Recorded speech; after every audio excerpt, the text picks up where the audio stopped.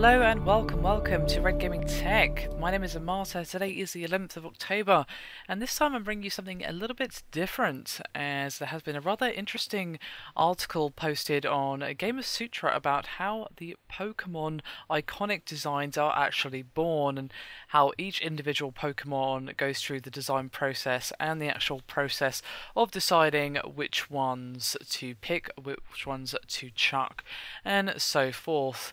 And we have a couple of quotes from Hironobu Yoshida, who did lead the graphic design team for the game's interface, and he also worked on Pokemon designs alongside a team of about 20 designs who came up with ideas for Pokemon.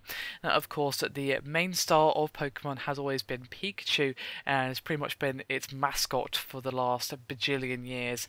But of course, the three starters for each generation of Pokemon is very important, and of course they represent a very important decision for the player. And the game's director Junichi Matsuda said, quote, "I do believe they represent a very important position in the Pokemon games. Of course, they're the first Pokemon you pick." And then Yoshida added, "I think they're absolutely necessary to the Pokemon games. Personally, I think they're the ones that should be on the packaging. They're really the face of that generation, and I think even as designers, they feel a bit more special to us than some of the other Pokemon.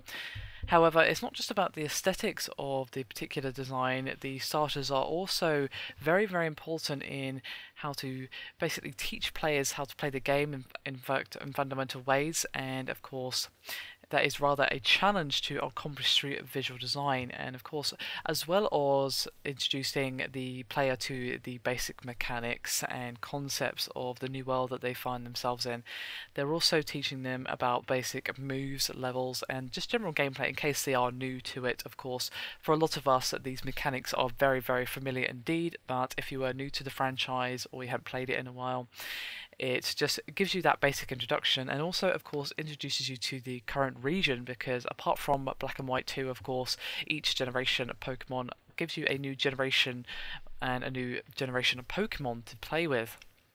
Now, Matsuda did say, quote, "With the start of Pokemon, they always evolve twice, and a lot of players will use the Pokemon until the end. They teach the players a bit about the basics, so we need to make sure the designs are at the same time easy to understand, the way they evolve, for example, and of course making them appealing is very important to the games." Now, as you might expect, the process of coming up with each Pokemon is rather painstaking, and Yoshida said, quote, "Since there are 20 of us and we're working all on our own ideas, we want to make sure we're not overlapping ideas. At Game Freak, we have an internal server where we can upload our designs and share them with everyone else on the team. This allows us to see what everyone else is working on and get ideas from each other.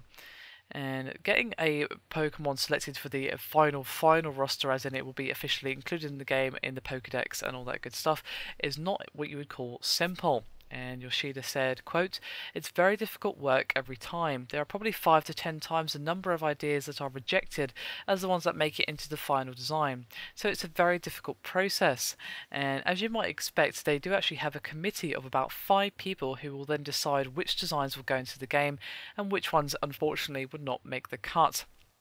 And Yoshida said again, quote, "And they'll also leave feedback on all of the designs, even the ones that are rejected, to say why they got rejected or why they didn't choose a certain one. What that lets us do is improve for the future, so we can use that knowledge for the next series of titles." And it is Yoshida's job to supervise the final look of each individual Pokemon in the form of setup sheets that contain every detail of their appearance. And he said, quote, "I'm in charge of really creating these setup sheets and making the final adjustments to the Pokemon." And he did actually also create the Pokedex for Pokemon X and Y. Now, of course, as you might expect, they also have to take the typing of each individual Pokemon into account, as of course there are 18 individual types, and I needed to fill the roster and provide a balanced experience. Now, of course, for quite a few generations now, we've had dual typing for Pokemon. Of course, you will have a single type Pokemon like a pure fire or pure water or what have you. It's usually evolutions, or a good chunk of Pokemon will have dual types. Obviously not all, but most. For example, Charizard is fire flying, but at the start of his life he is just pure fire. And of course you have to take that into consideration as well when considering the balance. And Yoshida says, quote, "Of course, we do a lot of free thinking, on our own, but we also get orders from the planners saying we need this type of Pokemon. Or even from Mr. Matsuda, the director, he'll say that we need specific Pokemon. Really, one of the good things about the company is that it's really open for discussion. We can talk with each other until both parties come to an agreement, I think." So, as you might expect, designing a rather large batch of Pokemon is a rather painstaking process, to say the least, as of course you have to create the design and then the committee will decide on the design, and then you've got Yoshida looking over everything, adding his touches, making sure that he doesn't want to change anything about the design. Then of course you have to think about the typing and the overall balance of the game. You cannot have a distinct advantage to one type of Pokemon, because then, well, in competitive play, you would win with that type of Pokemon if there isn't a good amount of counters to that type of Pokemon. For example, dragons for the longest time have been a bit OP, but now with the inclusion of the fairy type in Pokemon X and Y, we finally have a counter to dragons other than dragons and ice types. Of course, dragons are weak to themselves and of course are weak to ice, but even then, dragons are one of the strongest types in the game, especially if you get a pure dragon Pokemon such as, say, Dragonite, just for example.